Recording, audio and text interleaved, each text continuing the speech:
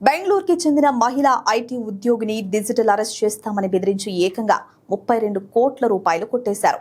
Digital arrest పేరుతో జరిగిన cyber మోసాల్లో ఇదే అతి పెద్దదని పోలీసులు చెప్తున్నారు. బెంగళూరు ఇందిరానగర్కు చెందిన 57 ఏళ్ల ఐటీ ఉద్యోగిని ఉమారానికి 2024 సెప్టెంబర్ 15న ఓ వ్యక్తి ఫోన్ చేసి తాను DHL కొరియర్ కంపెనీ ప్రతినిధి అని చెప్పాడు. ఇక తరువాత ఏం జరుగుతుందో అందరికీ తెలిసిందే. వారు చెప్పింది నిజమేనని నమ్మి బాధితురాలు ఆ మోసగాడు చెప్పినట్లే చేసింది. పూర్తిగా వారి ట్రాప్లో పడిపోయింది. క్రమంగా ఆమె నుంచి డబ్బు గుంజారు. బాధితురాలు తన FD డబ్బులను మినహాయించి మిగతా సేవింగ్స్ ద్వారా, ఆస్తుల ద్వారా వచ్చిన ఆదాయం అంతా కలిపి 31.83 కోట్ల రూపాయలను దాదాపు 187 లావాదేవీల ద్వారా మోసగాళ్లకు బదిలీ చేసేసింది.